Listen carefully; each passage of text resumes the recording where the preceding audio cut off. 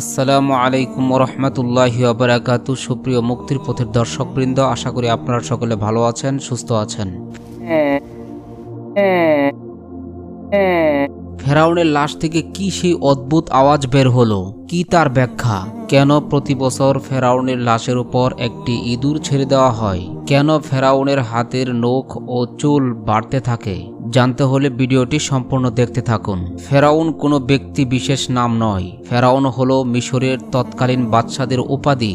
পৃথিবীতে অত্যাচারী ও ক্ষুধাদ্রোহী শাসকদের মধ্যে ফেরাউন ছিল অন্যতম। ফেরাউন শুধু অত্যাচারী শাসকই ছিল না, সে নিজেকে খোদা দাবি করত। আল্লাহর পরিবর্তে মানুষকে তার ইবাদত ও পূজা করতে বাধ্য করেছিল। পবিত্র কোরআনের ২৭টি সূরায় সর্বমোট ৭৪ বার ফেরাউনের কথা উল্লেখ করা হয়েছে এবং ক্ষুধাদ্রোহী এই অত্যাচারীর করুণ পরিণতির কথাও তুলে ধরা হয়েছে। মুসা আলাইহিস সালাতু ওয়াস সালামের কাছে ফেরাউন যখন যুক্তিতর্কে হেরে গেল, তখন সে ঘোষণা করল, লা উকাত্তিআন্না আইদিয়াকুম ওয়া আরজুলাকুম মিন খিলাফ ওয়া লা উসাল্লিবান্নাকুম আজমাইন। আমি অবশ্যই তোমাদের হাত ও পা বিপরীত থেকে কর্তন করব এবং তোমাদের সবাইকে ফাঁসিতে চড়াবো। যখন ফেরাউনের মন্ত্রী সবাই এই সিদ্ধান্ত পাশ হয়ে গেল, তখন আল্লাহ পাক রব্বুল আলামিন মুসা আলাইহিস সালাতু ওয়াস সালামকে জানিয়ে দিলেন, আনিসরি বিইবাদি ইন্নাকুম মুত্তাবাউন। হে মুসা, আমার বান্দাদেরকে নিয়ে রাত্রির যুগে বের হয়ে যাও, নিশ্চয়ই তোমাদেরকে পশ্চাৎধাবন করা হবে। অতঃপর মুসা আলাইহিস সালাতু ওয়াস সালাম যখন তার কওম বনি ইসরাইলকে নিয়ে রাত্রিবেলায় চলতে শুরু করলেন, যেতে যেতে তিনি লোহিত সাগরের পাড়ে চলে গেলেন। অনেকেই বলে থাকেন নীলনদ, অথচ ফেরাউন যেখানে ডুবে মৃত্যুবরণ করেছে সেটি নীলনদ নয়, বরং সেটি হলো সাগর। বাহরে আহমার, রেড সি বা লোহিত সাগরে ফেরাউনের মৃত্যু হয়েছে। কেননা আরবিতে নাহরুন শব্দের অর্থ হলো নদী আর বাহরুন শব্দের অর্থ হলো সাগর। পবিত্র কোরআনুল কারিমে বাহার শব্দটি ব্যবহার হয়েছে। মুসা আলাইহিস সালাতু ওয়াস সালাম তার কওমকে নিয়ে যখন লোহিত সাগরের পাড়ে এসে দাঁড়ালেন, তখন তার কওম দেখতে পেল পেছন দিক দিয়ে ধেয়ে আসছে ফেরাউন বাহিনী, সামনে বিশাল উত্তাল সমুদ্র। তাই তারা বলতে লাগলো, ইন্না লামুদরাকুন, নিশ্চয়ই আমরা ধরা খেয়ে গেলাম। মুসা আলাইহিস সালাতু ওয়াস সালাম উত্তরে বলেন, কাল্লা ইন্না মাইয়া রব্বি সায়াহদিন। কখনো নয়, নিশ্চয় আমার সাথে আমার রব রয়েছেন, তিনি আমাকে পথ প্রদর্শন করবেন। সুবহানাল্লাহ।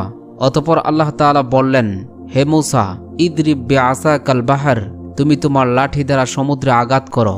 সমুদ্রে আঘাত করার সাথে সাথে সমুদ্রের বুক চিরে একটি বিশাল প্রশস্তময় রাস্তা তৈরি হয়ে গেল। সুবহানাল্লাহ। সাগরের মাঝের রাস্তার দুপাশে পানি দুই ভাগে বিভক্ত হয়ে সুউচ্চ পাহাড়ের মতো পানি দাঁড়িয়ে রইল। আর আমরা সবাই জানি লোহিত সাগরের গভীরতা হলো প্রায় ৪ থেকে ৯,০০০ ফিট। সুতরাং সমুদ্রের তলদেশে মাটি প্রকাশ পেয়ে দুপাশের পানি প্রায় ৯,০০০ ফিট উঁচু হয়ে দাঁড়িয়েছিল। সুবহানাল্লাহ। শুষ্ক সেই পথ দিয়ে মুসা আলাইহিস সালাতু ওয়াস সালাম ও তার কওম খুবই স্বাভাবিকভাবে সমুদ্র পাড়ি দিয়ে ওপারে চলে যায়। ফেরাউন ও তার দলবল এসে যখন দেখতে পেল লোহিত সাগরের মাঝ বরাবর একটি বিশাল রাস্তা হয়ে গিয়েছে, তখন তার উজির হামান বলতে লাগলো, আমরা ইতিপূর্বে লোহিত সাগর পাড়ে এসে দেখেছি কখনো রাস্তা নেই, কিন্তু এখন কিভাবে রাস্তা হলো? ফেরাউন তখন উত্তর দিল, এই রাস্তা নাকি সে নিজে নির্মাণ করেছে। আল্লাহ তাআলা পবিত্র কোরআনে বলেন, ওয়াজাওয়াজনা বিবানি ইসরাঈলাল বাহর, আমি আল্লাহ তাআলা বনি ইসরাইলকে সমুদ্র পার করে দিলাম। সুম্মা আতবাআহুম ফিরআউনু ওয়া জুনুদুহু বাগিয়া ওয়া আদওয়া, কিন্তু ফেরাউন ও তার দলবল বনি ইসরাইলের পিছু ধাওয়া করল। হাত্তা ইদা আদরাকাহুল গারাক, ফেরাউন ও তার দলবল নিয়ে যখন সমুদ্রের মাঝপথে এসে উপনীত হলো, তখন আল্লাহ তাআলা সমুদ্রকে ঘোষণা দিলেন, ফলে পানি তাদেরকে ডুবিয়ে দিল। তৎক্ষণাৎ ফেরাউন বলতে লাগলো, আমানতু, আমি ঈমান আনলাম, আন্নাহু লা ইলাহা ইল্লাল্লাযী আমানাত বিহি বানু ইসরাঈল, আল্লাহ ছাড়া কোনো মাবুদ নেই। আমি সেই আল্লাহর প্রতি ঈমান আনলাম যে আল্লাহর প্রতি ঈমান এনেছে বনি ইসরাঈল। আমি সেই আল্লাহর প্রতি ঈমান আনলাম যে আল্লাহর প্রতি ঈমান এনেছেন পয়গম্বর মুসা এবং পয়গম্বর হারুন আলাইহিমাস সালাতু ওয়াস সালাম। ওয়া আনা মিনাল মুসলিমিন, এবং আমি মুসলমান হয়ে গেলাম। সুপ্রিয় দর্শক, ফেরাউন সেই সময় ঈমান আনলেও তার ঈমান গৃহীত হয়নি। আল্লাহ তাআলা জবাবে বলেন, আল আন ওয়াকাদ আসাইতা কাবলু ওয়া কুনতা মিনাল মুফসিদিন, তুই এখন ঈমান আনছিস, ইতিপূর্বে তুই ছিলি চরম অবাধ্য এবং পৃথিবীতে ফাসাদ সৃষ্টিকারী। সুতরাং তোর ঈমান এখন দর্তব্য নয়। আল্লাহ তাআলা আরো বলেন, ফালইয়াউমা নুনাজ্জিকা বিবাদানিকা লিতাকুনা লিমান খালফাকা আয়া ওয়া ইন্না কাসীরাম মিনান নাসি আন আয়াতিনা লাগাফিলুন। আজ আমি তোর দেহকে রক্ষা করব, যেন তুই তোর পরবর্তী লোকদের জন্য নিদর্শন হয়ে থাক। নিশ্চয়ই অধিকাংশ মানুষ আমার মহা শক্তিশালী নিদর্শন থেকে গাফেল। ইমাম কাতাদা রাহিমাহুল্লাহু তাআলা বলেন, বনি ইসরাইল সাগর পাড়ি দেবার পর মুসা আলাইহিস সালাতু ওয়াস সালাম যখন বনি ইসরাইলদেরকে ফেরাউনের নিহত হওয়ার সংবাদ দেন, তখন তারা ফেরাউনের ব্যাপারে এতই ভীত সন্ত্রস্ত ছিল যে তা অস্বীকার করতে লাগলো এবং বলতে লাগলো ফেরাউন হয়তো ধ্বংস হয়নি। মহান আল্লাহ তাআলা তাদেরকে ফেরাউনের লাশ সচক্ষে দেখানোর জন্য এবং এ থেকে অন্যান্যদের শিক্ষা লাভের উদ্দেশ্যে একটি ঢেউয়ের মাধ্যমে ফেরাউনের মৃতদেহটি তীরে এনে ফেলে রাখলেন, যা সবাই প্রত্যক্ষ করল। এতে করে ফেরাউন ধ্বংসের ব্যাপারে তাদের নিশ্চিত বিশ্বাস হলো এবং তার লাশ সবার জন্য নিদর্শন হয়ে গেল। অবশেষে তার লাশের কি পরিণতি হয়েছিল এই ব্যাপারে কোরআন হাদিসে কোথাও কোনো তথ্য নেই। কিন্তু এই ঘটনা সংঘটিত হওয়ার 3000 বছর পর লোহিত সাগরের তীরে জাবালিয়ান নামক স্থানে 1898 সালে ফেরাউনের লাশটি সর্বপ্রথম আবিষ্কার করা হয়। কিন্তু ফেরাউনের মৃত্যুর পর থেকে 1898 সালের আগ পর্যন্ত দীর্ঘ 3000 বছর লাশটি কোথায় ছিল? অধিকাংশ ঐতিহাসিকদের মতে এটি পানিতে অক্ষত অবস্থায় ভাসমান ছিল। অবশেষে এটি লোহিত সাগরের তীরবর্তী জাবালিয়ান নামক স্থানে পাওয়া যায়। অতঃপর এই লাশটির সঠিক তথ্য উদ্ঘাটনে মিশর সরকার দীর্ঘদিন গবেষণাগারে সংরক্ষণ করেন। অতঃপর দীর্ঘ গবেষণার পর মিশর সরকার ঘোষণা করেন এটিই সম্ভবত মুসা আলাইহিস সালাতু ওয়াস সালামের যুগের মিশরের সবচেয়ে প্রতাপশালী ক্ষুধাদ্রোহী ফেরাউনের লাশ। বিশ্বব্যাপী এ সংবাদ ছড়িয়ে পড়ায় 1981 সালে ফ্রান্স সরকার ফেরাউনের লাশ নিয়ে উচ্চতর গবেষণার জন্য মিশর থেকে ফেরাউনের লাশকে রাজকীয় সংবর্ধনা দিয়ে প্যারিসে আনলেন। লাল গালিচা সংবর্ধনা দিয়ে বরণ করা হয় ফেরাউনকে। এর আগে তার পাসপোর্টও তৈরি করতে হয়। পাসপোর্টে তার পরিচয়ে লেখা হয় মহান মিশর সম্রাট। ফ্রান্সের আইন হিসাবে জীবিত বা মৃত কেউ ফ্রান্সে পাসপোর্ট ছাড়া ঢুকতে পারে না। তাই এই নিয়ম মেনেই তাকে ফ্রান্সের ল্যাবে হাজির করা হয়।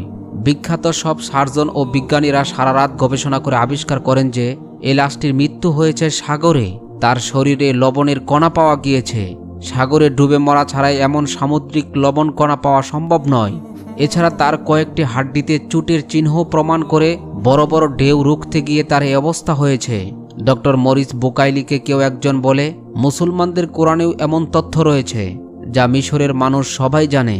বুকাইলি বিস্মিত হন, বলেন, অসম্ভব। ফেরাউনের মৃত্যুর এ তথ্য আমরা কেবলই আবিষ্কার করলাম। আজ থেকে 1400 বছর আগে মোহাম্মদ কি করে এমন কথা বলবেন? পরে তিনি পবিত্র কোরআন খুলে নিজে যখন এসব আয়াত দেখলেন তখন তিনি খুবই হতবাক হয়ে গেলেন। সত্যিই তো হুবহু মিল রয়েছে। পরবর্তীতে তিনি ইসলাম গ্রহণ করে নিজেকে ধন্য করেন। সুবহানাল্লাহ। অতঃপর এটি যখন বৈজ্ঞানিকভাবে প্রমাণিত হয়ে যায় এটিই হলো মুসা আলাইহিস সালাতু ওয়াস সালামের যুগের পাপিষ্ঠ ফেরাউন, তখন মিশর সরকার লাশটি কায়রোর জাদুঘরে রাজকীয় মমি চেম্বারে একটি কাচের ফ্রেমে প্রদর্শনের জন্য সংরক্ষণ করেন। তবে দেহটি কোনো বিশেষ ব্যবস্থায় মমি করা ছাড়াই সংরক্ষিত আছে। এটি বিজ্ঞান কোনো ব্যাখ্যা দিতে পারে না। কিন্তু অবাকের বিষয় হলো ফেরাউনের লাশের কিছু অংশে অলৌকিকভাবে গোশত বৃদ্ধি পায়, যা প্রতি বছর মার্চের 15 তারিখ লাশের উপর একটি ইঁদুর ছেড়ে দেওয়া হয় এবং ছেড়ে দেওয়া ইঁদুর সেই স্ফীত গোশতগুলো খেয়ে সাবার করে দেয়। আরও অবাকের বিষয়, অলৌকিকভাবে ফেরাউনের নখ ও চুলগুলো বৃদ্ধি পায়, যা সত্যিই হতবাক ও অবাকের বিষয়। সম্প্রতি ফেরাউনের লাশে একটি অদ্ভুত আওয়াজ বের হয় যা গোটা পৃথিবীকে হতবাক করে দেয়। কি সেই অদ্ভুত আওয়াজ যার কোনো ব্যাখ্যা আদৌ সম্ভব নয়? সত্যি আল্লাহ তাআলা ফেরাউনকে শুটকি বানিয়ে গোটা বিশ্ববাসীর সকল জালেম স্বৈর শাসককে একটি সতর্ক বার্তা দিয়েছেন।